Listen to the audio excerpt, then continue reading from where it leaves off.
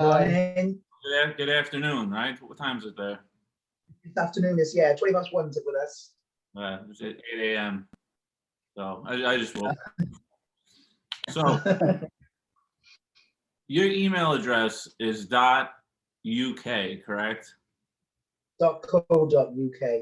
But for the European Union, right? Or not for the United States? Yeah, we must have. There's probably about 15 different ones we can have. There's so many different ones, so it is really confusing.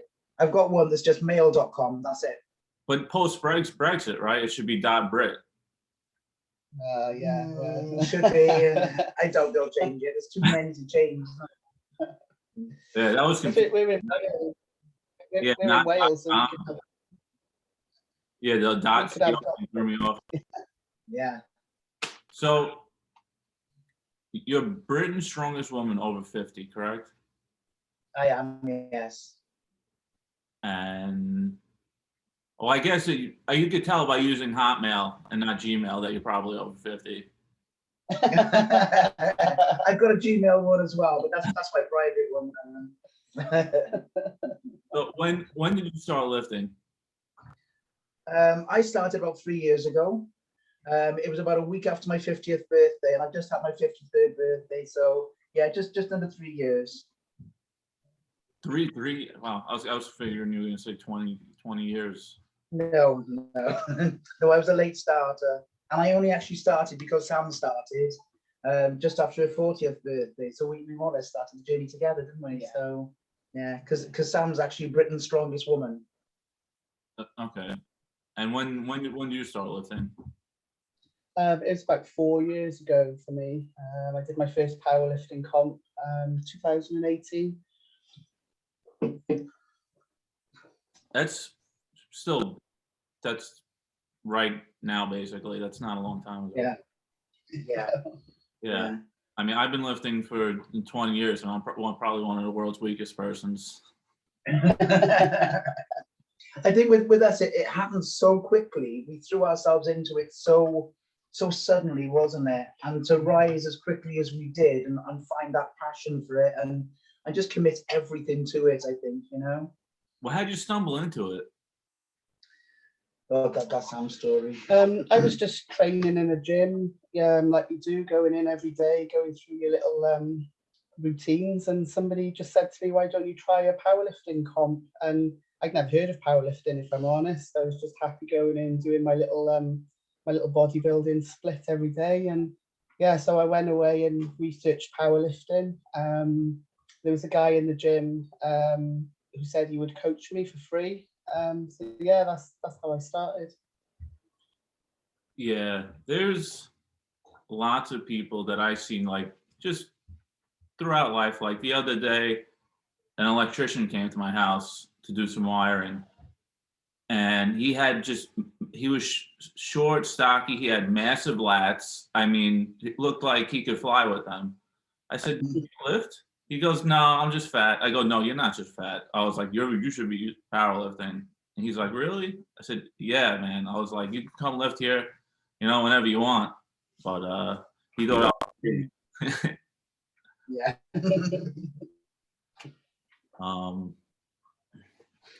Okay, so strongman competitions. Are they women categories or men categories? Yes. Yeah. Okay. Yeah, we're actually in the masters category. We've both qualified for World's Strongest Woman in Florida this year. So in November, we're hoping to head to Florida. Sam's already done it once. You did 2019, wasn't it? We both qualified for last year. Obviously, with COVID, it was all cancelled, so we didn't get there. So it's rolled over to November this year. So we're head to head this year. Yeah, I was always fascinated with strongman competitions, and like I said, I've been powerlifting for 20 years, and I've always thought maybe I'd like to try one. I never happened to just bump into somebody that knows it. And now that I started doing this podcast, now I've talked to people. Now I'm really itchy to try and go to one. And you need to try it, because my thing, I love powerlifting. I love deadlifting. I would just deadlift the whole time. I don't have to do anything else. It's just deadlifting, So, but now I've got into strong woman a little bit. It's hard on the body, but it's fun. Such a great group of people as well. Yeah. Strong men. Well, what do you call yourself? A strong woman or a strong man? Strong woman. Strong woman. Okay. I don't know the term. I'm not in the world. I don't know. Yeah. So yeah, so strong men. At least I haven't talked to women about it, but from what I've talked to strong men that have competed in powerlifting and other sports, they say like the strongman competitions like have the nicest people. They really do. Yeah, really do. Yeah. It's such a group sport, isn't it? You know, you think you're individual, but everyone is so supportive. Everyone will cheer you on. You know, with powerlifting, nobody wants that. It's, you know, no, I'm lifting heavy, no, I'm lifting heavy. The strongman, it's so supportive, isn't it? Yeah. And strong women especially, we've met such lovely people, some awful ones as well, but some lovely people, you know, that are really supportive. Our coach is a female as well, so and she's one of the strongest women in the world. She's pound for pound strongest woman in the world. So yeah, I got lucky with powerlifting because I started in college in 2001, and I met my wife. She was on the team before me, and the team I think had like 10, 15 people at that time. It grew by the time we graduated to like 30 people, and so you know I started off with like the team had like this positive energy and like everyone cheering for each other. So it wasn't like I went to a meet by myself and I was all alone and nobody knew me. It was a lot of fun. yeah. I guess it would be a weird experience to go by yourself. It can be, yeah. We've never really done it alone, have we? Because we started together. We started powerlifting before the strong women, so we used to go to the little local ones out, you know, together. But we met so many lovely people, even with the powerlifting, that have now gone into strong women. It's surprising how they transition over, you know.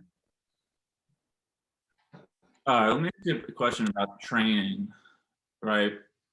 Do you think that you could go to a strongman competition maybe like this weekend and then go to a powerlifting competition like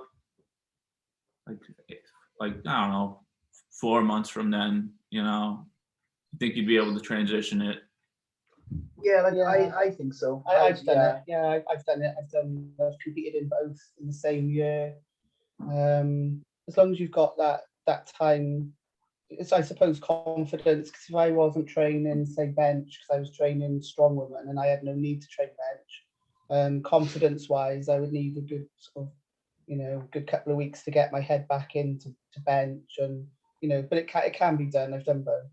But have you done it and like beaten like your personal records? Like actually, you know what I mean? Of course you can go to the meet, but like did you like improve with the powerlifting? Yeah. There's definitely a huge carryover. I mean, deadlift wise, you've got to be careful going from strongman back to powerlifting, because obviously in powerlifting you can't hitch, you can't use straps. So Sue tends to train a deadlift and strongwoman. She won't use straps, she won't hitch. So she's got that natural step back to powerlifting. Whereas for me now, it's probably going to be a little bit harder because I do rely on straps and hitching. So yeah, as long as you keep sort of, you know, like I said, powerlifting, it can be done. In the organization 100% Raw that I compete in, you ever heard of it? Yeah. I don't know if they're doing it overseas, but they started maybe 3 years ago. They started doing the strict curl. You know what I'm talking Okay. Yeah. And it's taken off like a wildfire. Like other organizations are starting to do it. Like people, like almost every competition is having it.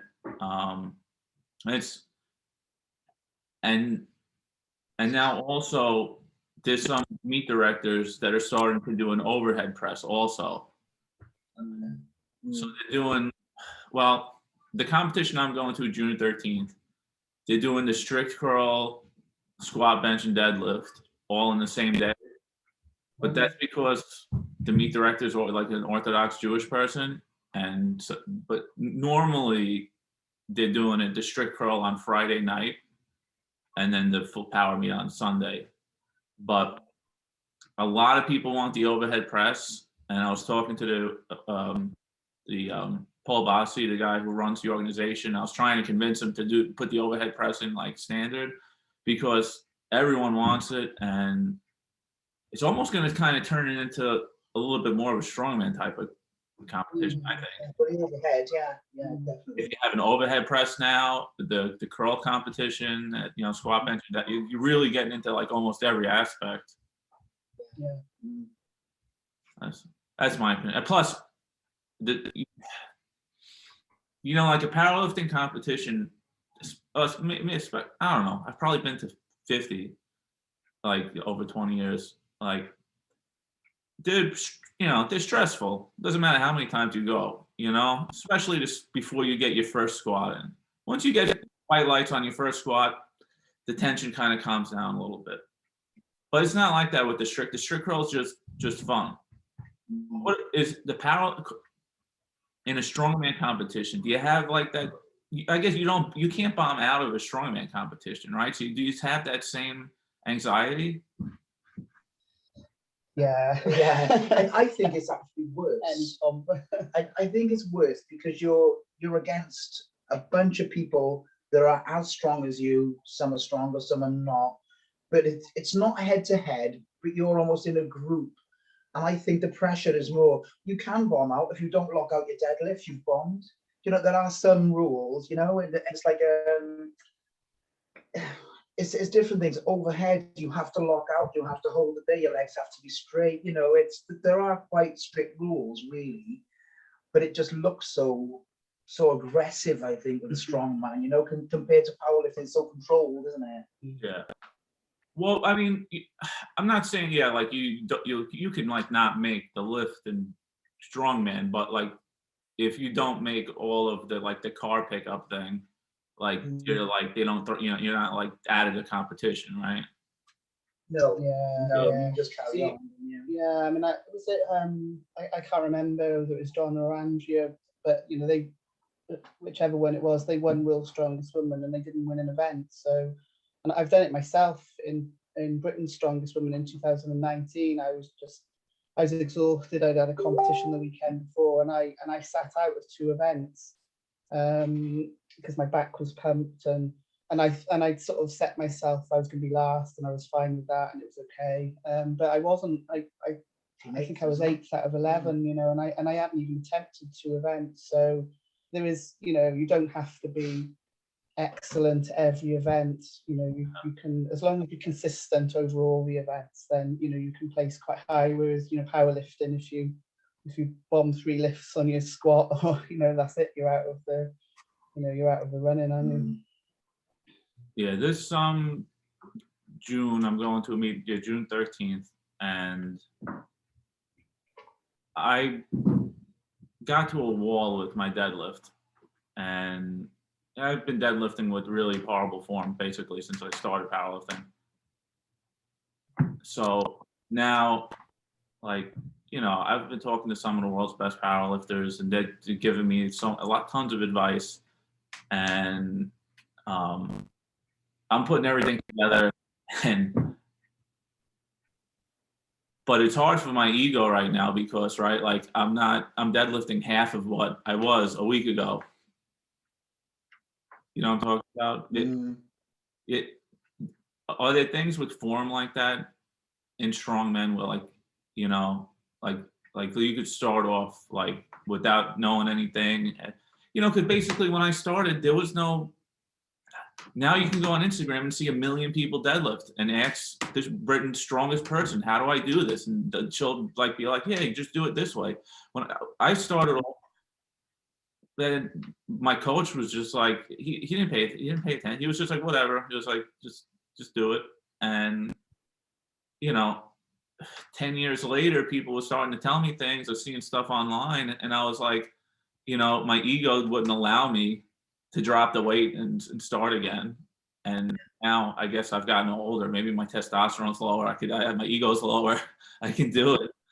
But are there technique things in strongmen that are like crucially important? Definitely, yeah. I mean, our coach, We were overhead pressing, so we get coached online because we live a long way away from her. So we would send our videos, but it wasn't until we went to a gym for a session, and she actually got us to. She broke down the lift, didn't she? Yeah, she broke down the lift and brought the glutes in, and you know, my head was like, well, I've never used my glutes. I'm pressing overhead. That shoulder's not glutes, you know. But she got us using our glutes, and I think she put within about 8 minutes, she put 10 kilos on Sue's overhead press. So yeah, I mean, you know, ego wise, it's hard, isn't it? You want to go in the gym, and you know, you want to be progressing every week, but you know, sometimes you do have to take it back, and you know, bring in little things. I also think with Instagram as well, we're so busy comparing ourselves to other people, and what people put on Instagram is their best lifts. They don't put on their bad days, their rubbish lifts, you know, because we all want to look good, you know. But if I fail a lift, I probably wouldn't put it on Instagram. You know, it's one of those. I'd fail it. I'd beat myself up over it, but I don't want anyone else beating me up over it either. I got to get my own head around that, you know. So, you know what? Yeah, the problem is with Instagram is the trolls, and it pisses people off because, like, I have no problem with someone like, hey, do you mind if I give you some advice, or you know, like that. I'm totally okay with that. But like, I don't, you know, if I put a video on my deadlift up, all you're gonna hear is, "Bro, you don't know what you're doing. You're gonna break your back. You're an idiot." You know, so then I don't put it up, and then I don't hear good stuff from maybe somebody like you that would have, you know, sent me something. You know? that's it. I mean, recently we broke a Guinness World Record for an aeroplane, and we got trolled really bad, didn't we? You know, and it's just a nasty comments, and you just think, why? You know, just leave us alone to do what we enjoy doing. I don't see why people have to condemn either the way we did it, the way we look, the way we are. You know, it's trolling is a bad thing. It's awful. You know. Yeah.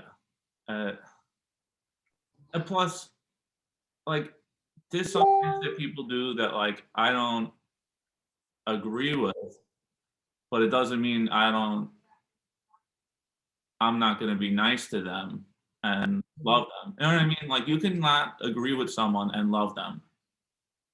Does that make sense? Exactly. Yeah. Like, Yeah, oh, definitely. But you don't have to put it out there for the public to Oh. ridicule you either. You know what I mean? And try and make someone feel bad for what they are. You know, no, it's not that's not love. I don't tend to take any notice of the people who critique my form on social media. I mean, like, you know, I've got my coach, and if there's something wrong, then I trust that my coach will pick it up. And what a lot of people don't understand with sort of powerlifting and strong, I think, is that, you know, you're going for your max lift, your form's going to break down a little bit. So you get these sort of idealists who, like, you know, they're saying, oh, you should deadlift like this and your back should be straight, and you know, but when you're lifting, you're going for a max lift, you know, it's going to break down a little bit, but they don't understand that, they don't see that, you know. So the only person's critique I'll take is my coach. Yeah, if you really like want to help somebody, you have to become a friend with them. Like, you can't just go up to somebody like in the gym or online and be like, yo, you're doing that wrong. Or even more nicer, be like, hey, you know, maybe do this. It's like, if you really want to help this person, like, you need to become friends with them, right? Because like, why are you gonna help them if you're not friends with them anyway? So like, first you need to be friends, and then if you're friends, well, then you can tell your friend something, you know, like, and if he gets mad at it, and he's really not your friend. That's what I think. Yeah, agreed. Yeah. And the thing is, you know, if you've got something to say and it's on a personal level, then send that person a personal message. Yeah. You don't have to put it out there for the world to see. You know what I mean? If you want to give good advice, unless it's you know, and it's up to you if you want to take it. Then, you know, what does. Well, that's just like being like when I'm retired from the NYPD, right? And when I got promoted and I became a sergeant in the NYPD, the first thing I think they told you was praise in public and like punish in private. Yeah, agreed. Yeah. You know, so we would do roll call, And some sergeants would be like, you did this wrong, like in front of all the cops. Like it's not the place to do it. Like you roll call, you tell them, hey, and so and so yesterday you did a great job with this, and if you did something bad, pull them off to the side and you got to tell them in private. Yeah, definitely. Yeah, that's like the only thing I remember. It was a whole month of training. That's the only thing. Yeah, but we're the same. We've got a 10-year-old son, and I would never ridicule him in public. I would take him to one side and say, listen, mate, we're going to do this or we're going to do that. You wouldn't show him up in public. So why would you show anyone you care about? If you just don't do it, do you? How do you guys juggle your life and training? Because I think strongman training, I don't know. I make stuff up in my head. It seems to me like strongman training strong woman training would take like more time than powerlifting. No, I actually train less now. So when I was powerlifting, I could train sort of my powerlifting days, and then I could train, with like body splits on other days that I wasn't powerlifting. So I would be in the gym 6 days a week. But now I'm only in the gym 3 or 4 days a week. I have to have that rest. So it just batters the body so much that you need that. I have to take extra rest now to what I did when I was powerlifting. And we're old as well. It takes longer to get better. So I am. Yeah. It definitely. I could definitely get more squat days in a week when I was in college. I need more rest. Definitely. If I deadlift to my max now and I deadlift heavy, it's a good 2 weeks before I can even attempt a heavy lift, so it does take that recovery time now, much longer now. Plus I'm lifting heavier now than I was when I was powerlifting. So, all those things considered, yeah, I actually train less now than I did when I was powerlifting. Are you guys coaching anyone? Not at the moment, no. It's just like I'm qualified personal trainer, but we want to concentrate on us and our goals, certainly for this year. Maybe in the future, but I wouldn't have the time at the moment to give to clients. So thing is, and that wouldn't be fair. In the future, we'd like to open a gym, a strong woman facility for mental health as well as strength and fitness, but it's us first, isn't it? Yeah. I don't know how much longer I've got to go in this sport. I'm not young, so I've got to do whatever I can when I can, and then maybe look at other people as well, isn't it? Yeah, you want a gym that emphasizes mental health would be. I think it would be very important. You know my story with the NYPD? So I was a police officer for 5 years. I got promoted sergeant. I was a sergeant for 7 years, and probably I was somewhere about like year 11 or 12. We were going to marriage counseling with seeing a therapist, and she recommended I go see a psychiatrist. I went to see a psychiatrist. Psychiatrist started giving me medication for depression and stuff, and then I had problems sleeping at night and a bunch of other issues. Basically, anyway, he diagnosed me with bipolar disorder. Okay.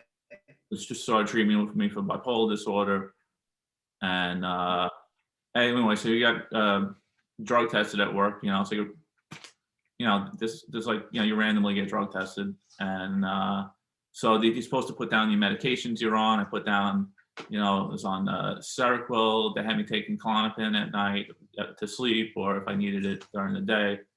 I had a couple other things. I don't remember. I'm on like 6 different medications, and so I wrote it all down. And I've been on this stuff for like 3 years. I've been a police officer. As a sergeant in NYPD Highway Patrol for 7 years. But I was taking the medication for 3 years. So the next day, they call me down. They take my gun. They take my shield. And that's it. They had me like out for like a whole year while they were like investigating this whole thing.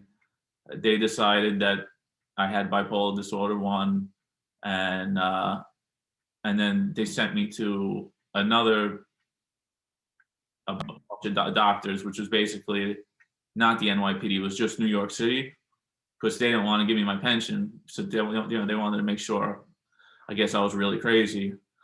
And they decided I had bipolar disorder 1, and that was it. I was done. My whole career was over. That's mad. That's unbelievable. And like I said, I don't think there's many fields where people identify themselves so much with their work as being a police officer. Yeah. You know, like when people ask me, like, "Oh, what are you?" I'm a police officer, and they just literally just ripped that out of me, and it was like one of the most awful things. I was so for a year I was just like, it was the worst year. So the lifting helped. I think when you're a police officer as well, I think you put your life and soul into that every day. You never switch off, do you? No, You know, it's 24/7, isn't it? I'm still on. I still have my copy on.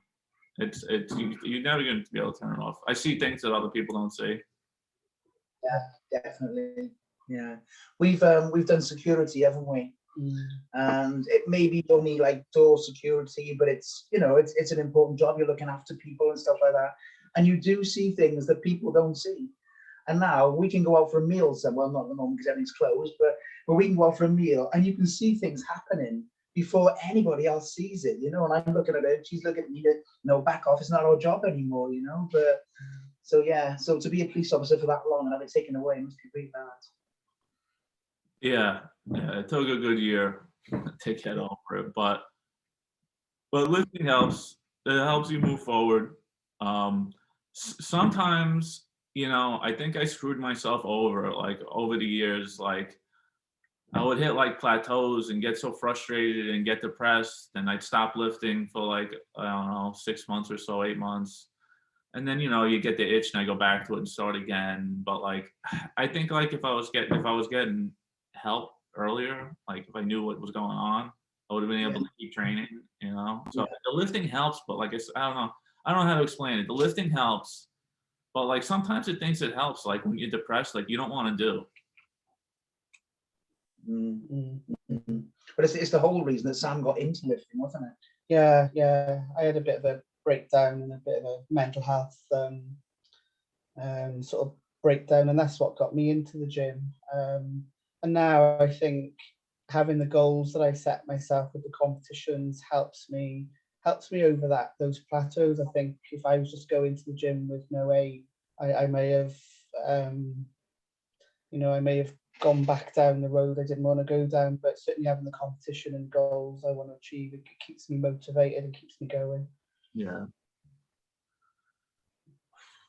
When you guys lifted in powerlifting, were you lifting with raw or equipped?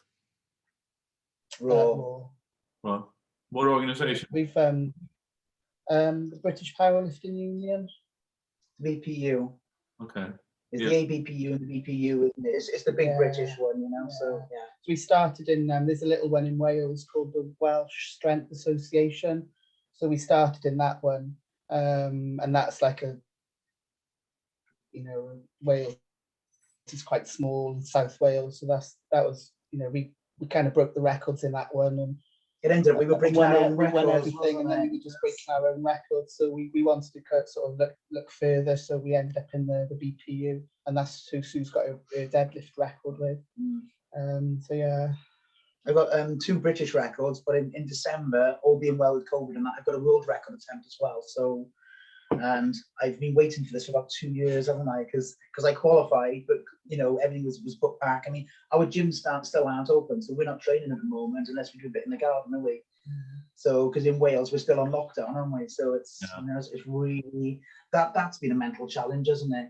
Because for a year we've just been thrown into, well, you can't train now, you know. So it's that's been a big block, hasn't it? And I think it's held us back a little bit. You know, we're still lifting quite heavy in that, but not as heavy as we would have been, you know. So yeah, knocks you back, doesn't it? Yeah, were you guys training at a public gym? Yes. Yeah. It's just shut down now? Yes. For a year. Yeah, nearly a year. Yeah. It reopened for about 5 weeks. Yeah. 6 weeks, something like that, and then it all closed down again. So, but England is open now, but we're not close enough to go training there, you know. So I was open May the 3rd, all being well. At least for strong person, you guys could like do stuff like pick up your refrigerator. we have done that, haven't we? Yeah. You know, we've got like a set of apple stones in the garden and stuff like that. But I don't know if you know anything about Wales. It's quite a wet country. Yeah. You can't be lifting up 100 kilos of concrete in the rain. You know, it's dangerous, isn't it? So Yeah, it's always wet and cold. Yeah. So. Yeah, it's always wet, always cold and windy. So I've been pretty lucky, like, because I train in my basement, and we have 6 people training with us. It's mostly girls. It's all my wife's friends, and it's a lot of fun.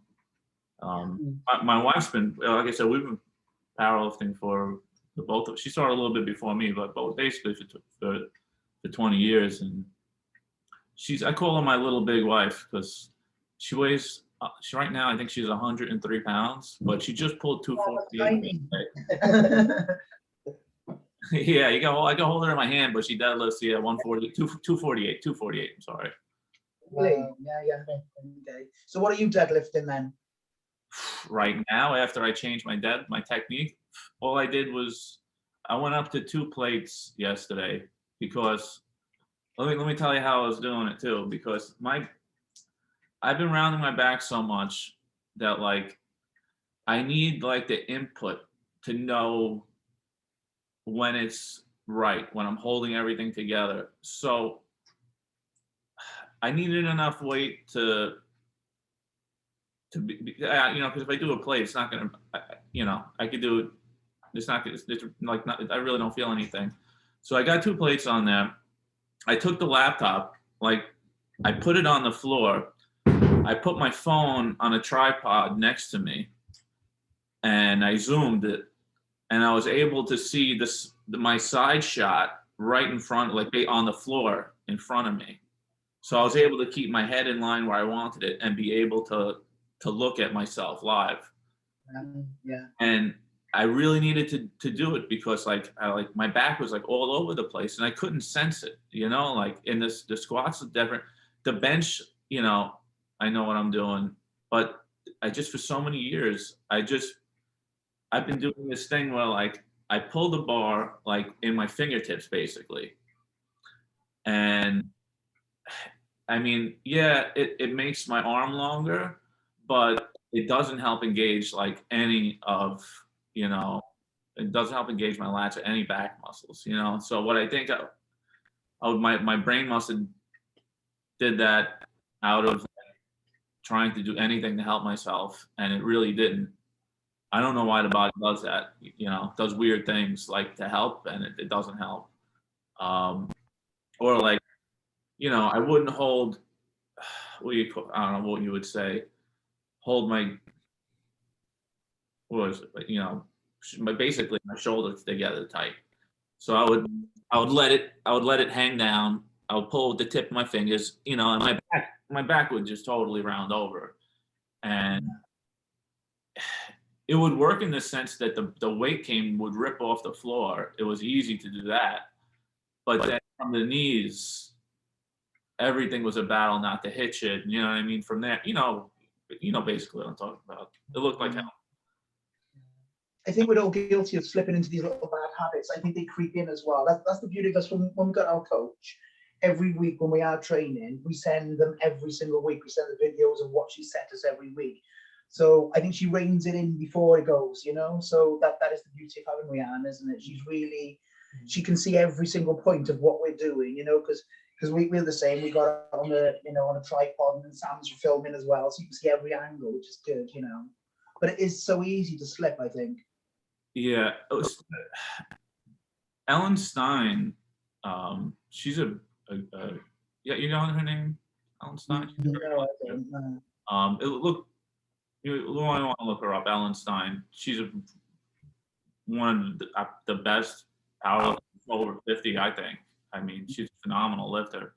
And she gave me a bit of advice. She was like, "Yeah, Mike, take take a piece of, well, she said take a dollar bill. Take a piece of paper, hold it up under your armpit. And if that piece of paper falls, Yeah, like you let it all go. yeah, Yeah. yeah, So I've been doing that, and that's been helping a lot. But yeah. I was trying to explain to my wife. She was like, "Well, does it feel better, your form?" I was like, "Right now, it feels like I'm deadlifting like in a deficit, a huge deficit, but I'm not. I'm deadlifting normally, Yeah, you know." yeah. So I just got to get used to it, and I want to do a lot of reps, so that I make sure I know I can feel and know where my back is, you know. Mhm. Because I know myself in the past, I would have just been like, hey, throw another plate on, you know what I mean? And not care, but getting it and been happy. But I'm not doing that now. You know? Yeah. Yeah. And you were saying having a coach, right? So like, I have my wife, right? She's been lifting for a long time. She's got a high school powerlifting team. She's a high school teacher, and she coaches a bunch of girls. But maybe it's hard because she's my wife, but like, she'll, it's hard to listen to her. I get that. Yeah, that's why we don't. Yeah. Yeah, that's why we've got coaches. Because we can't.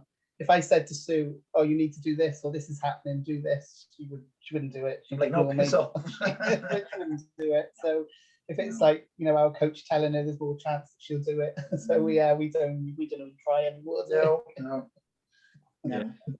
I like. There's been a few times that like she's been like, "Don't do that," and I really wish I listened to her. Like one time she wasn't lifting at the time. She was pregnant, and I was doing box squats, and I thought the box was like below parallel. She comes down one day and she was like, "You're squatting high." I'm like, "I know what I'm doing. I know what to do. Get out of here." I bombed out of that meet. All my squats were high. Yeah. Yeah, we need to listen to our wives, don't we? Yeah.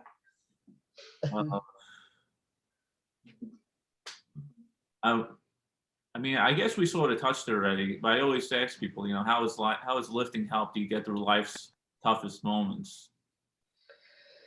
For me, it's the ultimate, like, if I've had a bad day in work or anything like that, go in and sort of getting my plan done, getting my lifting, and I feel like I'm achieving something. So if it's part of life, maybe it's work life where it's not going right, at least I'm achieving in my in my competing and my lifting. So it's and that's what's been hard sort of through lockdown, is not having that release and that outlet. Because although it's like, I'd say I'm an athlete, and there's the competitive side, is also just the everyday, just going to the gym, getting that frustration out. So it's all part of it. I think it's been harder as well because Sam and I both have quite stressful jobs. I work with offenders. Sam works with homeless, and we're both working from home because obviously we're not allowed back in the offices and stuff like that at the moment. So I think if we had the gym, it's that release. You leave your home, because you leave your home every day to go to work, and then you come home and then you go to the gym. At the moment, there's nothing. It's home, and that's it, isn't it? And I think we've actually coped quite well. I know a lot of people haven't, but we've actually managed quite well, haven't we? But there's been times where it's been tough. Like we were on the verge of opening a gym in February, and it fell through the day we were meant to pick up the keys. It fell through. Now that's a classic time where I would have wanted to go to the gym and get all that frustration out, all that disappointment, and of course I couldn't go to the gym. So there was this sort of, my head was exploding with everything that has happened, and I didn't have my release of going to the gym. So for me, it's a big part of it. Is the I think the anxiety that week, wasn't it? There was a lot of everything just seemed to go wrong that week, didn't it? And we were full of promises. We spent a lot of money on equipment and stuff like that. And of course, the day it's all to do it, and everyone's excited, and we're excited, and then you get a phone call and say it's not happening.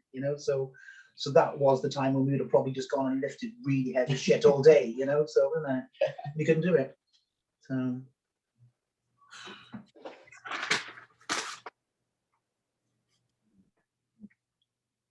Do you guys have any advice for someone who wants to get into powerlifting or strong women competitions? Yeah, my advice would be just go and do it. You know, don't leave it till you're 50. Don't leave it. Yeah, don't leave it too late. Just go and do it. Like, speak to people, get all the advice you can. Go and watch a few comps, you know, and talk to people at those competitions. Go and train with people. You know, I use us as an example of, like, when we were in the gym, anyone could come and talk to us and ask us anything.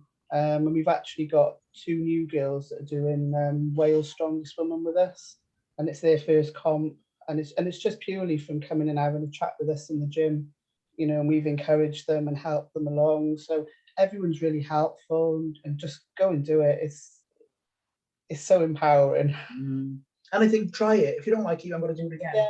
I just think go for it. I wish I'd started so long ago. I wish, you know, with the weights and knowing that I've got a natural strength that I can give. I wish I would have done it when I was like 25, 30, you know, and I'm built from there. You'll make friends, you'll make new friends. My first strongwoman comp, my coach at the time was sort of saying, oh, you need a belt and you need sleeves and you need this. And I was saying, no, I don't want all that. I'm only doing this once. This is the only time I'm doing it. I don't want all the equipment. And now I'm on like my 4th belt, and you know, and I'm going to World's Strongest Woman. So you just don't know. And our lives have taken a completely different path. You know, we hold a Guinness World Record, you know, so you just don't know where it's going to take you. And it's just amazing. Yeah, just go and do it. Just go and try it. Just try it.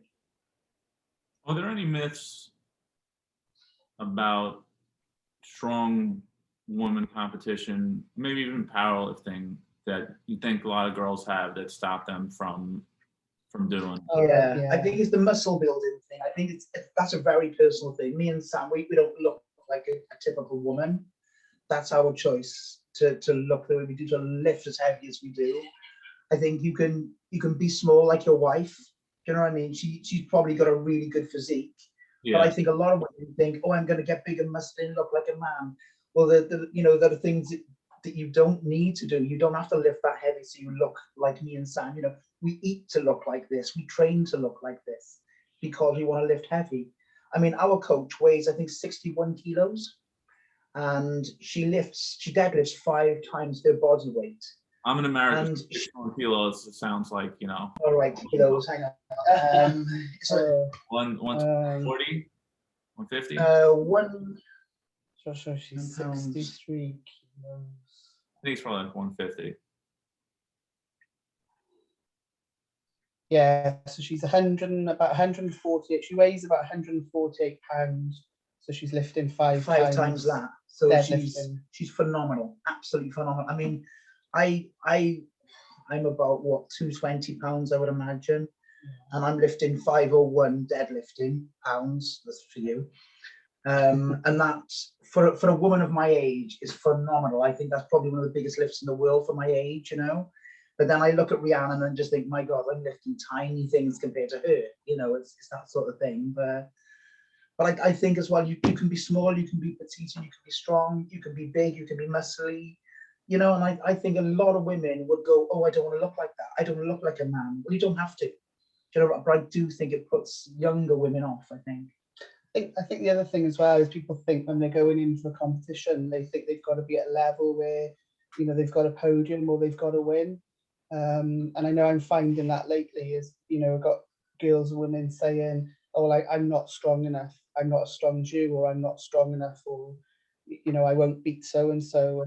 You're trying to get out of that mindset of like, it's your first competition. Nobody's going to expect you to win or podium, but just for yourself, just go and have an amazing time, meet new people, and push yourself. Put yourself through things you never thought you were capable of. You know, don't even worry about winning. You know, just go and enjoy it, isn't it? Really, I think that puts people off because they think when they start off they're not strong enough. But you know, you've got to start to be strong. So it's like a catch-22, really. Yeah, when I started lifting in college, my coach did not want me on the team because like he just looked at me. He was just like, "Okay, you're not. This is not for you." And so he had two squat racks. It was, they had the guys lifting on one and the girls lifting on the other. And he was like, "You go lift with the girls." And I did. And I think my wife and her friend were doing. She was just started. She was doing, I think, 95 pounds at the time, and that was extremely heavy for me. And like, he thought I was going to leave. He didn't think I was going to be able to go and lift with the girls. He thought I was just going to leave, and I didn't. I stayed and I lifted with the girls. And like he was like totally shocked and impressed, and he was like, "Okay, like now you're on the team now." But that's where I started from. I started from like a 95-pound squat. Like it's like that's like a lot of the guys I talk to. Their story is like, well, I was naturally strong, so I thought I would do this. Like I have the totally opposite story. Yeah. But Yeah. so like I said, like I'll never really like beat guys that are in competitions, unless there's somebody else like me. But like my goal when I go to a competition is always, I want to break my last squat, my last bench, my last deadlift, and I have a lot of fun doing it. Yeah, that's what I say to people is that you can treat it a competition and strongman, one of two ways. You can choose to compete against other people and win or podium, or you can choose just to compete against yourself and beat your last total or get yourself a new PB. So people have put a lot of pressure on themselves around competing against others and being as good or better than others. But I say to people, especially when they're starting out, is you just compete against yourself, just improve your own PB, just improve your own total, and don't worry about what anyone else is doing. I also think as well, it's like, especially with the strong one, there's so many different events, and there's no way that everyone is going to be absolutely brilliant at every event. I mean, my overhead sucks. It's rubbish. Give me a static event, a lifting event, and I'm good. A grip event, I'm really good. Overhead, cardio, no. So you're never going to be good at everything. But someone fails in something, they think, "Oh, that's no good for me." Well, no, but try something else. Keep trying until you find something, and there will be something that you're good at. So it's challenging yourself, isn't it? Oh, you brought up cardio. Let's talk about why you hate CrossFit. Oh, it's just like hard work, isn't it? I've never tried CrossFit, and I mean, some of those girls are phenomenal, and the men, but you watch them women and they are phenomenal. And yes, I would give my right arm to have half that fitness. I started too late. That's not going to happen. And I respect everything they do, but it's not for me. Yeah, they're phenomenal athletes. I haven't got the I haven't got the concentration to compete for that long. I was watching them at a local one that went on, and they were just running back and forth and cycling for what seemed like hours. And I was like, I do it once, like that. Yeah, I've done it now. That's great. I haven't got the what's the word I'm looking for? I know what you're saying. Like strong when your event is over in a minute, and that's great. But yeah, hats off to them how they keep going. It's phenomenal. They give me a car or a plane, and we're good to go. But none of these pulley up things. And what's that about, isn't it? Yeah. If I do more than 8 reps, I feel like I ran a marathon. Me too. That's hard, Yeah.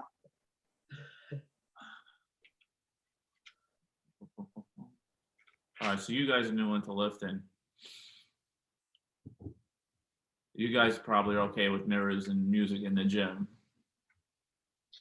I like music. I don't like mirrors. You're okay with mirrors because you do your form, don't you? Yeah, I'm all right with them now. I mean, initially, no, but yeah, I'm okay with them now. But yeah, in the early days, no. How about you? When I first sorry? How old is your coach? She's 24. 20. Early 20s. Mid-20s. No, because I figured if you were going to say like, 68, 70 years old, they can't stand the music and the mirrors in the gym. Like the guys that were lifting in the 70s and 80s, it drives them crazy. Yeah. Yeah. I don't do mirrors. Before I started doing the lifting, I was really quite overweight. And the mirror thing put me off then. And sometimes I'll look in the mirror now and I still see that person I was, and I'm not that person now. So I would prefer the mirror not to be there, you know? Even cameras, photos, videos, and that sometimes I see this big person that I was, you know, and I've come a long way mentally, but sometimes you slip back, you know, so I don't like mirrors. Well, that's post-traumatic stress disorder. Yeah. Yeah. That's exactly what that is. Mm. Yeah. Yeah, it's a little bit like, you know, you still see the person you was, and I'm not that person anymore, you know. So if I can do my form without the mirrors, then I mean, you know, you go to a strong woman competition or even a powerlifting competition, you can't lift in a mirror. And if I did, it would put me off, I'm sure. You know, it's one of those, isn't it? Mm-hmm. But you know, Sam uses a mirror to study her form and see where her arms are and stuff like that. Yeah. I'd rather get it wrong than look in the mirror, I think, isn't it? Yeah. All right, let's talk about steroids. What's your view on steroids? I think it's a personal thing. I think if you want to take them, take them. I don't disagree with them. I think they do. With strong woman and strong man, it's not a tested federation. Yeah. There are a lot of tested federations, and I think it's what suits the individual, to be honest. That's the general consensus I get. I think so. Yeah. That if you're in a tested organization and somebody's trying to skirt the rules, that's not okay. But most people don't really care what people are doing anymore. I think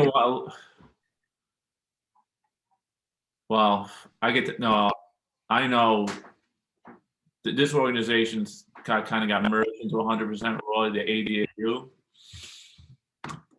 And then it was called the Anti-Drug Athletes United. It was started raw. It was always raw. It was started basically the same year, 100% raw. That was the first the two organizations that started like an only raw lifting organization, and everyone in that organization was just like, anyone that did steroids was evil, you know, or like they're evil. Don't talk to them. You know, they're bad people. And I kind of grew up with that. I not grew up. I mean, I was 18, but like I started the sport in that mindset. And then I met this guy, Pat Susko. He squat 920 in like 1992. He was like one of the biggest squatters in the world. And like, Pat Susko was a really nice guy.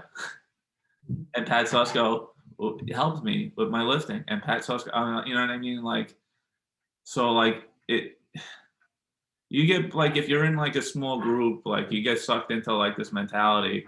And like, you know, and now I'm like, whatever, I don't care if Pat Susko did steroids. I'm not going to do them, but he wanted to do them. He did them, you know, that's his thing. But my mindset at first, like with the lifting, was just like we're the good guys, they're the bad guys, you know.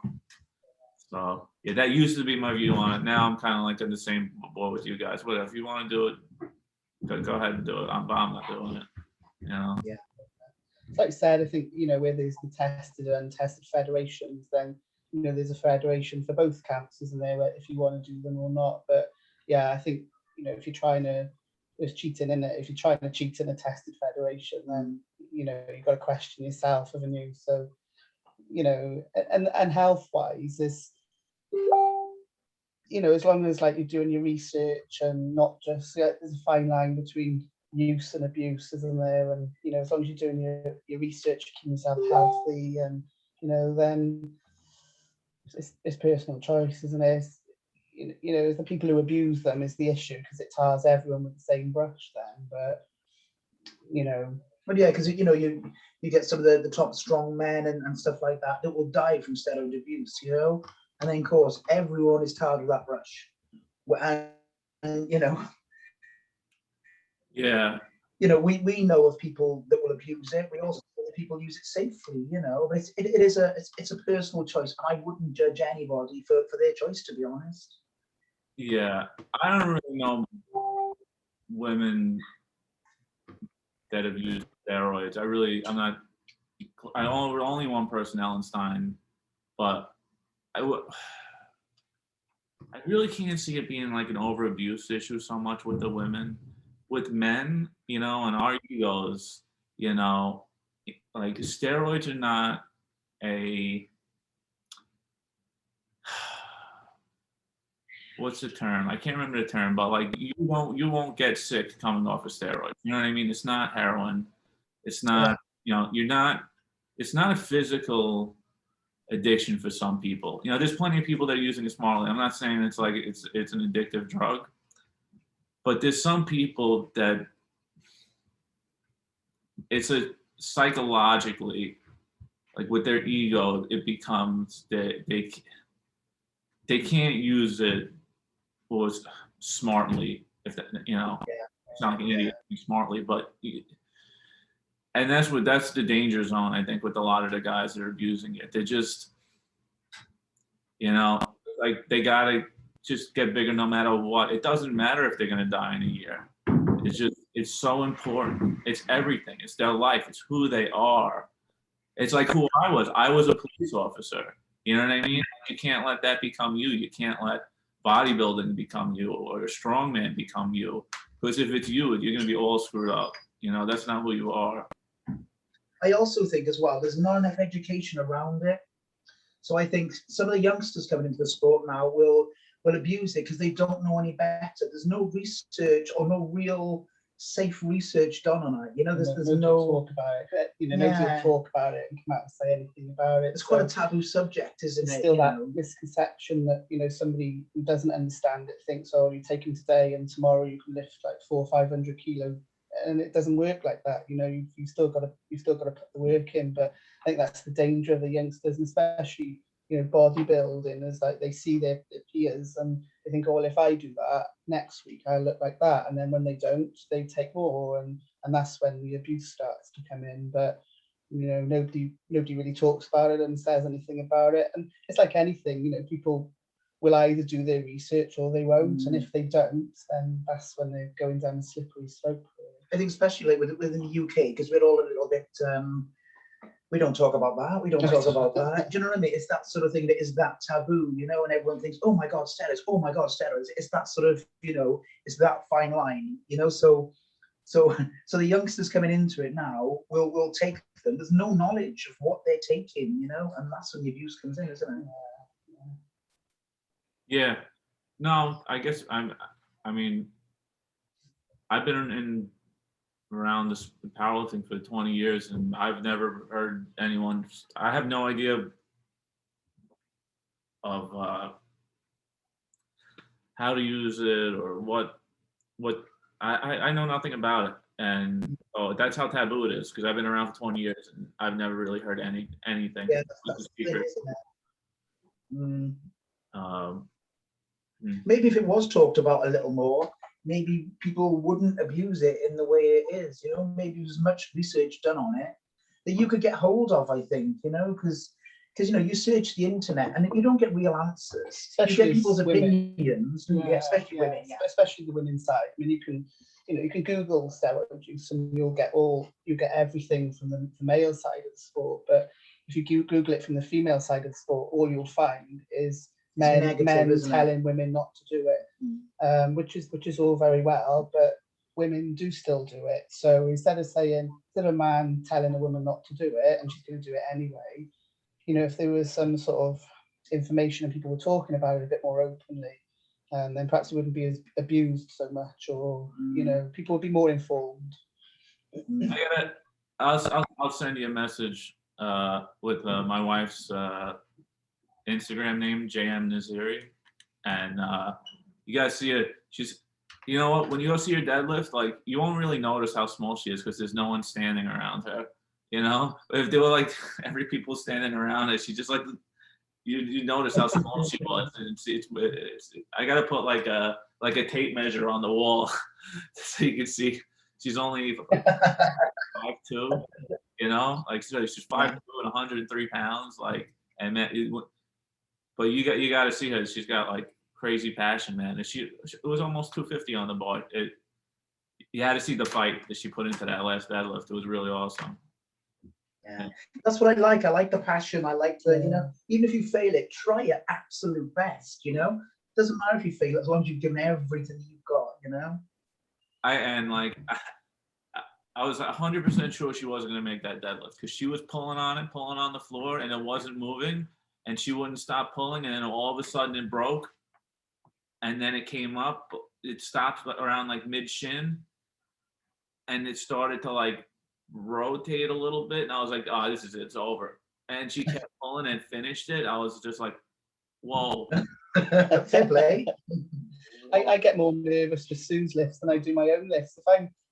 We went to Andy Bolton Challenge, which is like a big well-known powerlifting, deadlift competition in Britain, and Sue was going for a British record. Well, I felt I was sick, and I wasn't even lifting that I couldn't day. even look at her. I was literally just watching that day, and I was sick with nerves.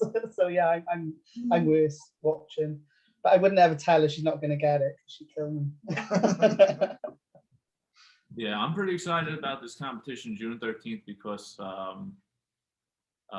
my wife got the gym to open up in her school, so now the kids are in the gym now lifting, and she's going to get them to this competition. Even though I mean they haven't been lifting for a while, but she wants to just get them into a meet, you know, and then we're going to that competition also, our team. So we're going to be like just one unit, and so we want to get them like a big. We want to get them a team trophy. So we're going to kind of like be on the high school team. Yeah. And you know, and then but they're going to take the trophy to the school, you know, and be like, yeah, we're the champions. So are you open over there now? Are you still in lockdown, or are you completely normal again now? No, we're America. We do everything ahead of you guys. We're open. Everything. Yeah, I think the restaurants are like 80%, 75% capacity. Okay.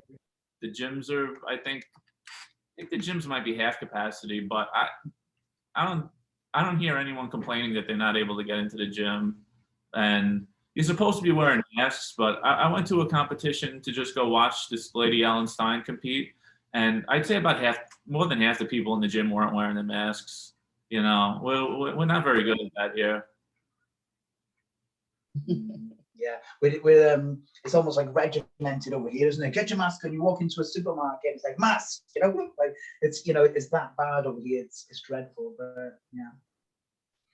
I've seen on Instagram and Facebook as well some of the US women competitions, and we follow them quite closely. And there was one upstate somewhere last week, and everyone was hugging, and they had no masks. Like, oh my God, you can hug people. You know, we're not doing the hugging over here or anything. You know, you've got to keep your 2 meters, and you know.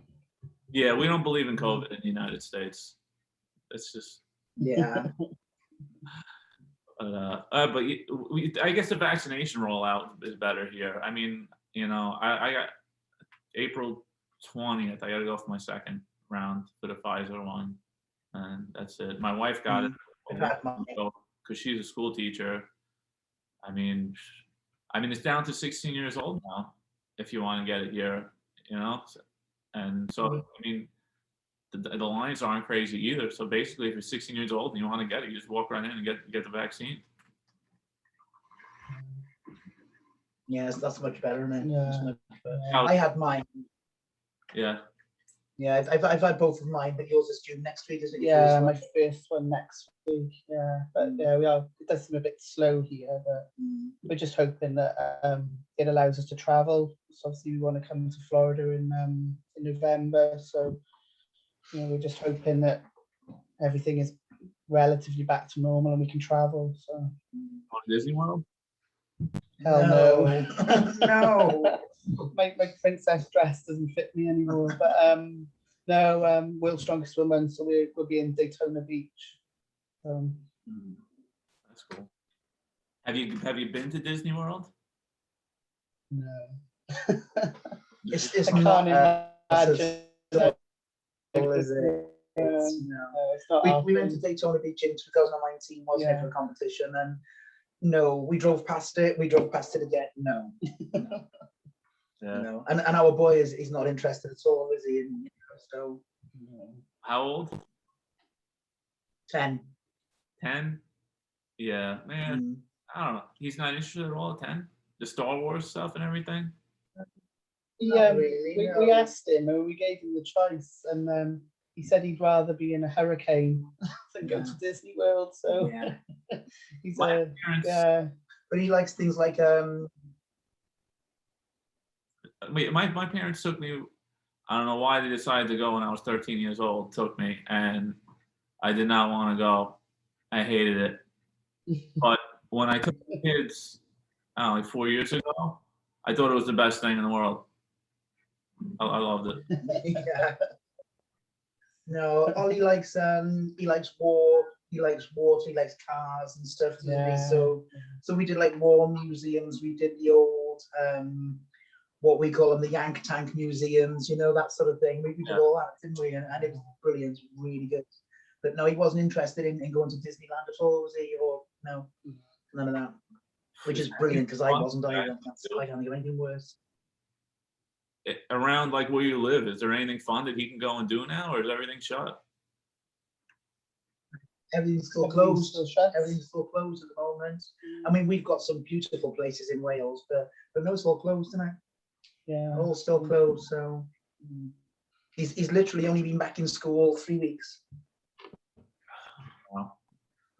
Yeah, I got lucky. Our kids, they had enough space in the school that they were able to space it out enough, and they had enough staff that everything stayed open. But I mean, that's not most. It stayed open all the way through. Yeah, fully open. Yeah. Okay. No, we've been homeschooling for a year. So and Ollie's really good, but and he got on with it. He's really good, you know. But a lot of my friends and family as well, they've struggled. They've really struggled. We are lucky that Ollie will just crack on and do it, you know. But it's been hard. Yeah, we had 3 kids, and there were like 2 or 3 times where they had to shut the school down for a week or 2. It was not fun, man. It was not cool. So you had 3 of them. You had to get onto the computers, and then the teacher was complaining that, oh, Mikey was, talking in the chat. He's not supposed to be talking in the chat. You got to be watching him. I'm like, well, what about the other 2? How am I going to watch all 3 of them? I'm like, that's ridiculous. Yeah. And the teachers would really get nasty, like, oh, you're not doing your job as a parent. Like, what? I'm like, I got. No.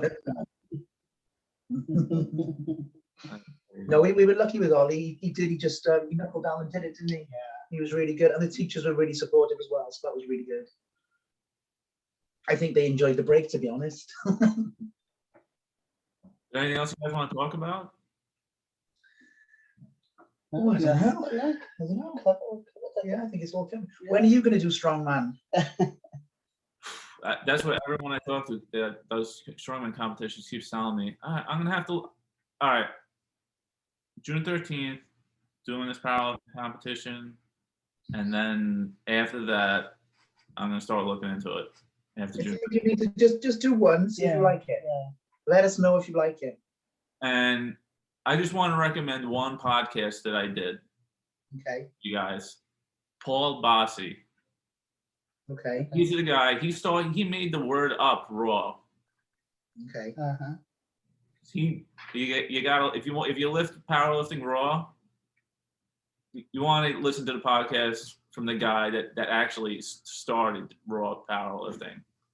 Okay. We'll look at that. Yeah. It was 1 or 2 unequipped meets, I think in Pennsylvania and Ohio, before he started that organization. But he started the first raw organization, and actually the term it wasn't 100% raw. It was just raw at the time, and like, nobody knows that raw doesn't stand for raw lifting. It stands for redeemed amongst the world.